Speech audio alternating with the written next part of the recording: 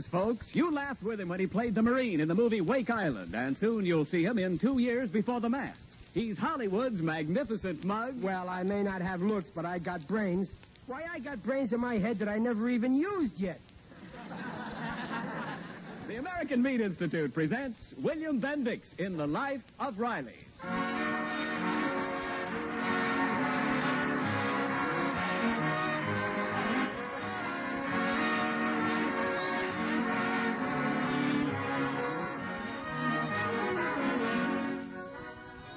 The meat people of America, providing a great food for a great nation. 3 years ago this week, Pearl Harbor. 3 years ago this week, the meat industry was called on to rush more than 1 million pounds of meat to San Francisco docks to replace supplies destroyed by the Japs. It was on its way in 8 hours. That was meat's declaration of war, America, and meat has been in the fight ever since. And now, on behalf of all those engaged in supplying meat to the nation, the American Meat Institute presents The Life of Riley.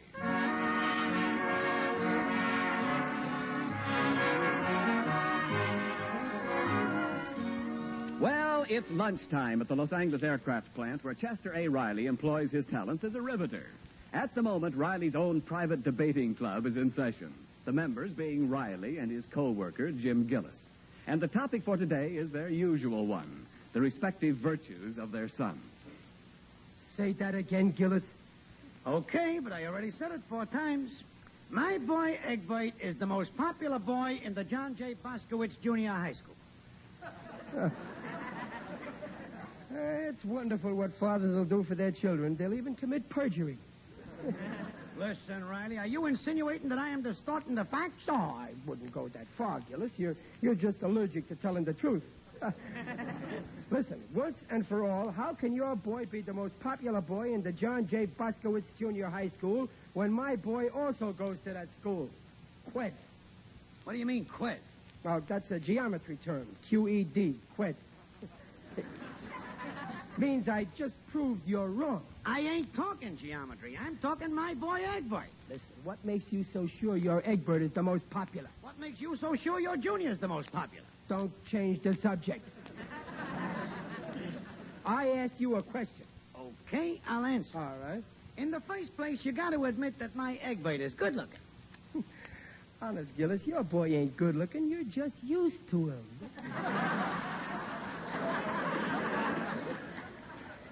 I ain't used to him. He's good looking. Well, if your Egbert is good looking, it's thanks to my junior.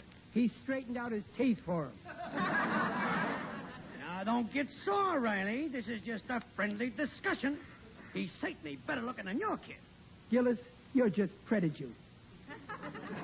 How can you say Egbert is prettier than Junior when Junior inherited his looks from a very handsome man? Oh, I thought you were his father. Very funny, very funny. Okay, I'll give you a break, Riley. We'll call it a tie. After all, in boys, looks ain't everything. My Egbert is also smart as a whip. Well, maybe he is, but I never met a whip that did anything clever. My junior is smarter than a whip. And my Egbert ain't only popular with the pupils. Once, he even had tea at the principal's house. Well, my boy doesn't drink. Only milk. You're going to be stubborn, huh, Riley? Oh. Okay. Now, I'll prove to you Egbert's the most popular. Go ahead, I'm listening, with a closed mind. But remember, when it comes to popularity, my boy Junior was just re-elected president of his club for a 4th term. Well, maybe so, but hear me out. You heard about the pre-Christmas dance the school is giving? Yeah, only this year they're having it before Christmas. My junior's going. Well, so's my Egbert. Now, tell me, Riley, ever hear of a little girl in the 8th grade by the name of Marilyn Morris? Well, sure. My junior's got a big crush on her. She's very popular, huh? Uh-huh. And all the boys is dying to take her to the dance, huh? That's right. So it figures the boy she goes with must be the most popular. You agree? Well, sure. Now, I got you. I'll bet you Marilyn will go with my Egbert to the dance. She will not. I'll bet you she'll go with my junior. We'll see.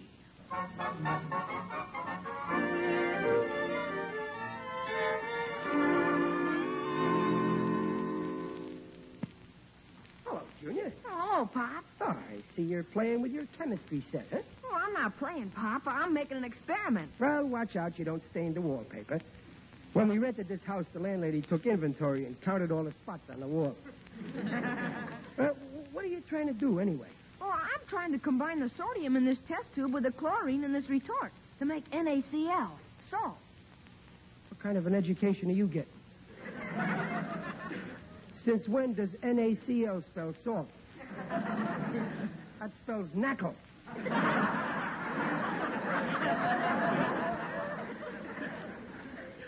NaCl is a chemical symbol for salt, sodium chloride.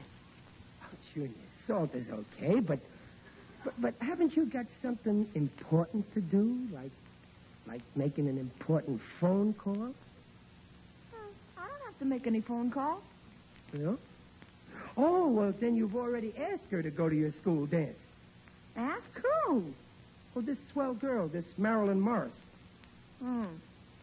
She wouldn't go with me. How do you know she won't? Oh, gee, Pop. She's the most popular girl in school, and, well, I better go with Babs. Babs? Who's this girl, Babs? What kind of a girl is she? Babs, my sister.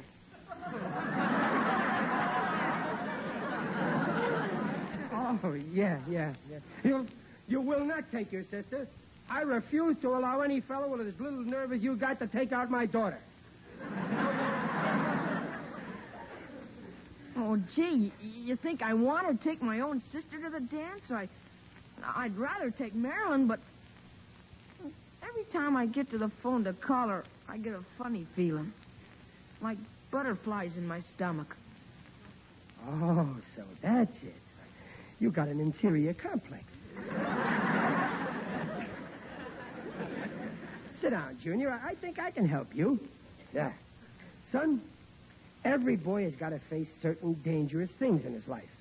First, you had measles, then you had chicken pox, then you had the mumps, and now it's time for girls. What's your phone number? Evergreen 4321. But, Pop, I like girls, but when I have to talk to them, I get scared. Weren't you ever scared like that, Pop? No, not about phoning them. The only time I was ever scared of a girl was when I proposed to your mother. Right in the middle of the proposal, I forgot what I wanted to say. Oh, what did Mom do? She prompted me. Junior, it's silly for a guy to be scared of a girl of the opposite sex. Now go on. Go phone this Marilyn. Go ahead. No, I can't, Pop. Not now. Now, listen, Junior. Hello, Dad. Oh, hello, Babs.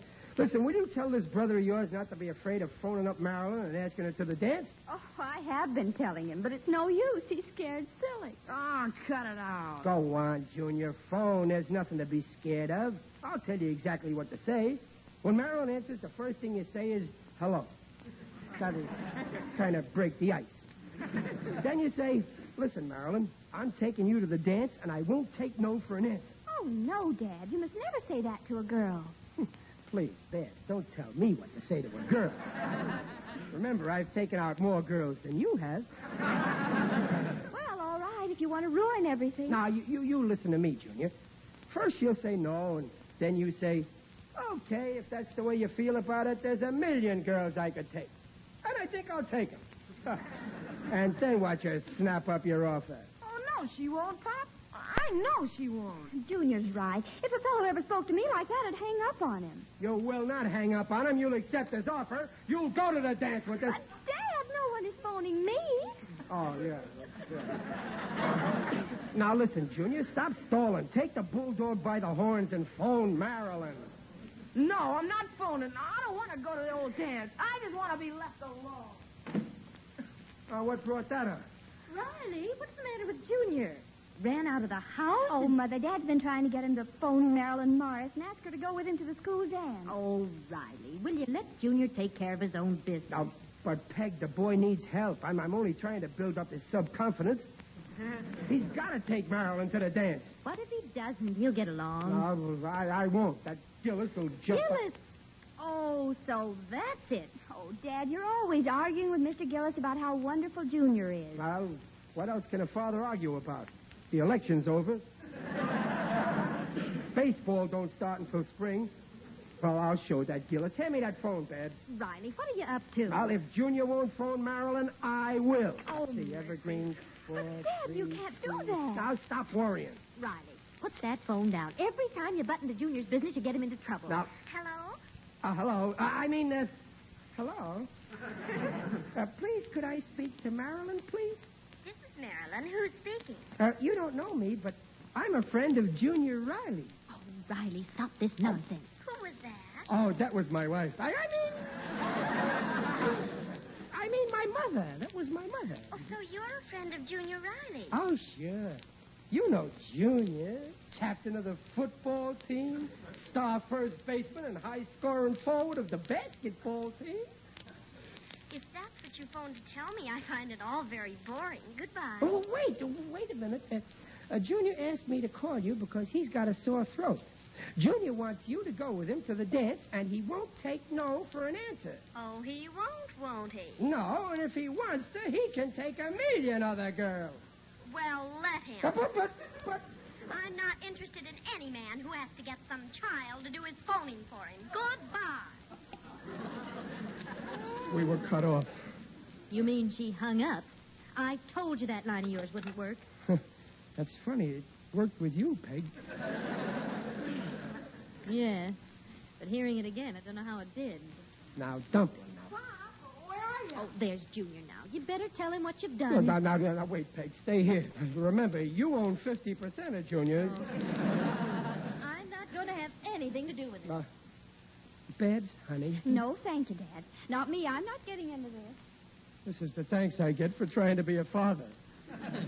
Oh, here you are, Pop. Listen, Junior. Pop, I've been thinking things over, and I'm going to take your advice. I'm phoning Marilyn right away. Oh, no. Don't be hasty, Junior. No, you were right, Pop. There's no sense in putting it off. I got to do it sooner or later. Well, I gave you a choice, so do it later, huh? Please? Oh, it's silly to be scared of girls. I'll show you I got nerve. No, Junior, don't phone. Hang up, Junior. But, Pop, you were just trying to get me to... Hello? Oh, hello, Marilyn? This is Junior Riley. Junior Riley. Well, you've certainly got your nerve calling me. You ought to be ashamed. Getting your idiotic friend to phone me. What, Marilyn? I'll never speak to you again as long as I live. But, Marilyn. Hello? Marilyn? Marilyn? Pop, she hung up. She said something about an idiotic friend of mine that phoned her.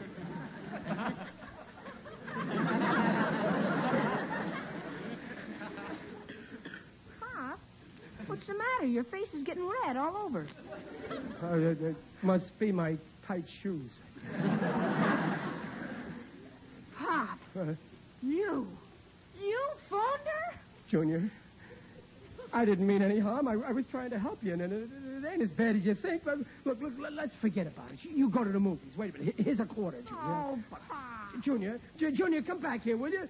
Believe me, there's a lot more important things in life than girls, and if you'll give me a little time, I'll think of one.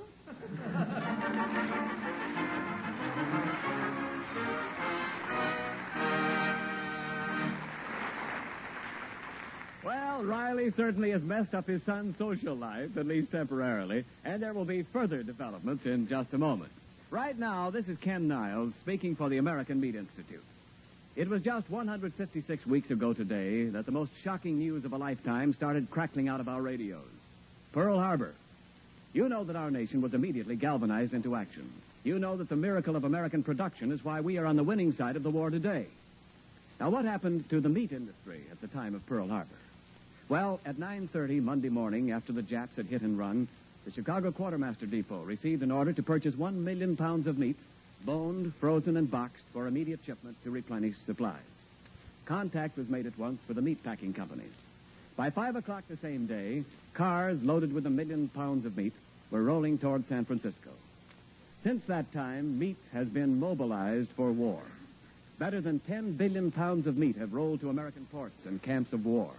More than 7 billion pounds to our fighting allies, over and above supplies for the folks at home. Why do our fighters need meat to fight on? Why does our home front need meat to work on? Because meat provides essential body-building proteins. In fact, meat is called a yardstick of protein foods because meat measures up to every protein need. And now back to the Life of Riley with William Bendix as Riley. Well, Riley's put his foot in it again. His attempt to get a date for his son Junior for the school dance by phoning Marilyn Morris and pretending to be a friend of Junior's ended in disaster. Now Marilyn won't speak to Junior, and Junior won't speak to his father. My own son, and he won't even talk to me. It's your own fault. I even offered to mow the lawn for him. He didn't say a word. Well, he'll get over it in a day or two. Now stop worrying. And if your friend Gillis teases you I for... ain't worried about Gillis. It's what I done to Junior. Well, next time, don't butt in. Well, Gotta go and hang out the wash. I'm going to stay flat on this couch and turn this over on my head. Who's that? It's me, Digby Odell. The door's open. Huh. If it ain't my favorite undertaker. How are you, Digger? Excellent, Riley. And you're looking fine. Very natural. Wait, Digger, let me hang up your coat. Oh, don't bother getting up, Riley. Just lie there on the couch. I don't mind. I think I'd rather sit up. You seem depressed, Riley, so I think I'll cheer you up. Have you heard the latest one? First man, it's a bad day for the race. Second man, what race? First man, the human race.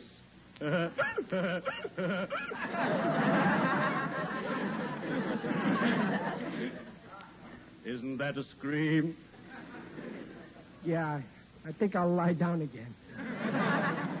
What's wrong, Riley? I can see something is troubling you. Well, yeah, something is. Riley, you can trust me. I won't tell it to a living soul. Well, Digger, it's all on account of a dance. Oh, a dance. Yeah. The art of terpsichore. I adore dancing. It's so gay. Well, this one ain't going to be for Junior. You see, he was afraid to ask a certain girl to this dance, and so I phoned her and made out I was a boyfriend of his, and, well, I spoiled everything. It isn't hopeless, Riley. If I were Junior, I'd dig up another girl.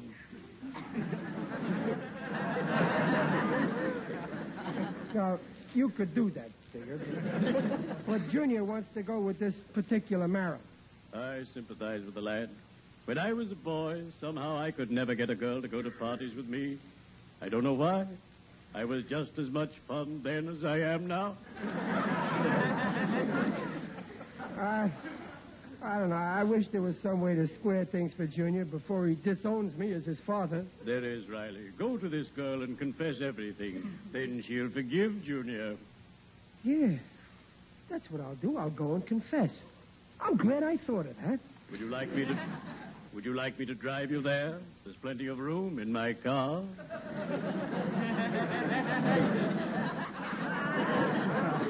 No, thanks, Digger. I'll see it through alone. This is my funeral. Oops, that reminds me I have an appointment. Well, cheerio, bury me not on the lone prairie.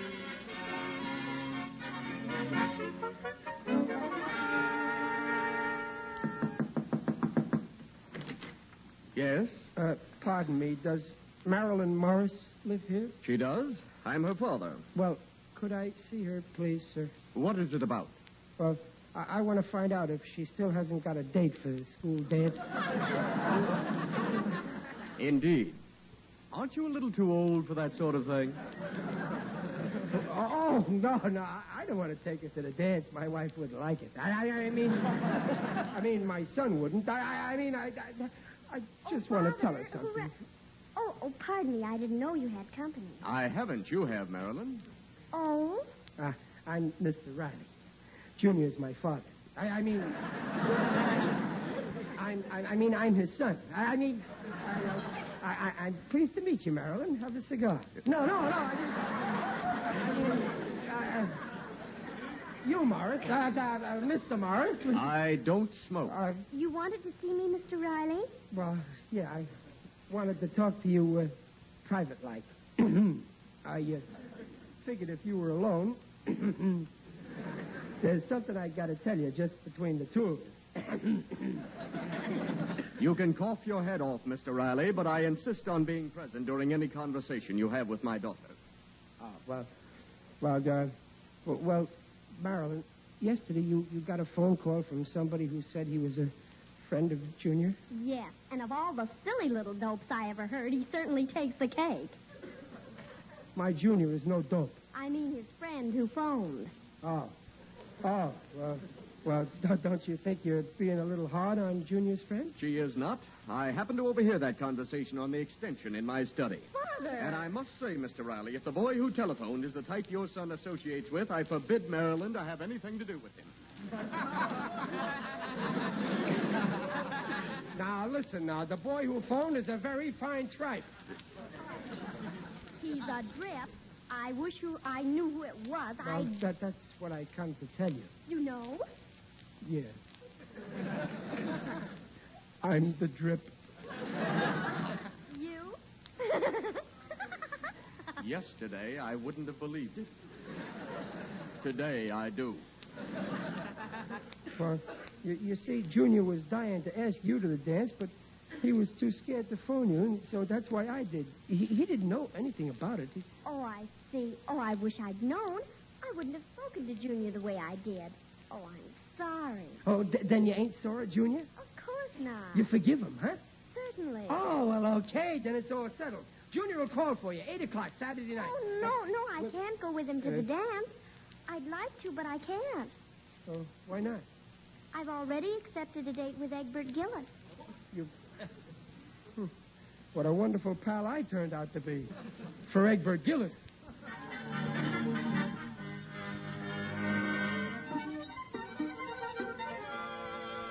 Well, we're off to the movies, Riley. Now, have a good time, Dumpling. Come on, Dad, dear. Junior, are you sure you don't want to go to the dance tonight? I'd be glad to go with you. No, I don't want to go to the dance. Ah, you just leave Junior alone. He'll be okay with me. Go on, go ahead. All right, then. Good night. Good night. Oh, cheer up, Junior. Tonight, us men are going to make a night of it, huh? How's about starting off with a snappy game of checkers, huh? I don't feel like checkers. Well, then, how's about showing me how you make salt on your chemistry set? No, I just want to sit here and think. About what? Oh, about life and how mixed up it gets. Junior, you got to learn to smile. Listen, I heard a great joke today. Listen. First man, ain't this a bad day for the game? Second man, what game? Third man, the human game. Ain't that funny, Junior? Yeah, Pop, it's hilarious. I told you I'd cheer you up. Now let's go in. Oh, I'll get it, Junior. Oh, it's you, Gillis. Good evening, Riley. Out! Take it easy, Riley. Don't close the door on my foot. Oh, I'm very sorry.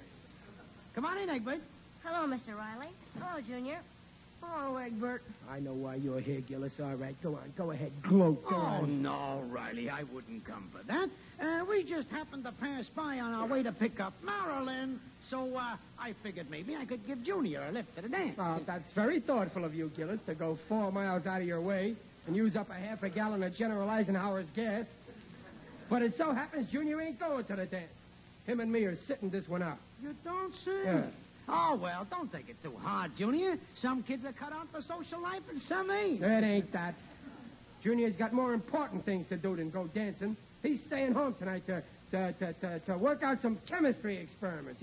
He's going to make salt. What for? You can get a whole pound for a dime.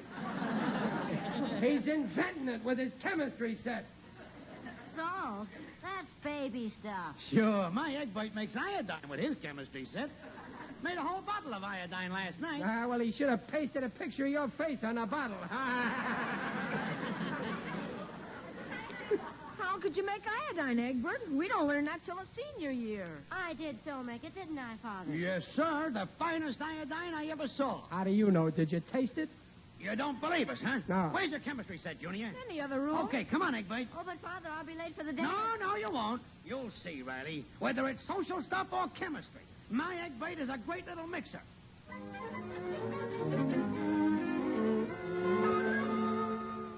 Well, Egbert, when do we get the iodine? In a minute, Father. just as soon as I heat this test tube. Egbert, I think you made a mistake. You should have... I know what I'm doing, Junior. Sure, Egbert knows what he's doing. Junior, don't interfere with Monsieur Egbert Pasteur. Come on, Egbert. We're waiting. Come on. All I've got to do is hold this flame under the test tube. Look out! Egbert! Egbert! Oh, I'm all right, Father. I'm not hurt. I guess I made a mistake. Egbert, where are your eyebrows? I don't see your eyebrows. Holy smoke, his eyes are bald. Where's the mirror? Where's the mirror, Papa? Oh, here, look. My eyebrows! Oh, don't cry, Egbert. I haven't got any eyebrows. Now, look, Egbert, now, don't take it so hard now, so you won't grow up to be a John L. Lewis. What? Egbert, you'll be late for the dance. I can't go to a dance without eyebrows. You don't dance on your eyebrows. Come on now. I don't like this. All right, don't go, but stop crying. Please, stop crying. Quick, Junior, get dressed in your best suit. Dress? Yeah, if I know women inside of 15 minutes, you're going to get a call from a certain young lady whose initials are Marilyn Morris. Pop, it's over 15 minutes and Marilyn hasn't phoned. Oh, she'll phone. Just give her time. Remember, Junior, when she phones, play hard to get now. Now keep cool. Don't be nervous. I'll take you to her house in a taxi. Now, let's get ready. We better get... Well, where's my hat? On your head. Well, never mind. I'll look for it later. Now, be calm. Now, relax, Junior. Oh, that's her. I told you. I'll answer first. But, Pop... You listen in. Hello? Oh, Mr. Riley, this is Marilyn Morris. May I speak to Junior, please? Well, he's kind of tied up now. No, Pop, no. It's very important. It's about the dance. I'd like him to take me. Well, if he can tear himself away from the girls. Girls? Oh, yeah, the house is full of them. Always after Junior. Well, in that Give me the phone, Stop. Pop. Hello, Marilyn, this is Junior. I'll be glad to take you to the dance. I'll call for you in 5 minutes. A taxi. Goodbye. She's gone with me. She's gone with me. For sure, just like I told you, Junior. It always works. Play hard to get.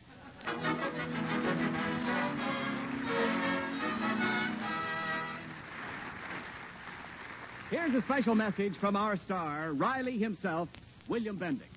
Folks, all over the world, millions of American boys are carrying the flags of the United States and the United Nations ever forward to victory.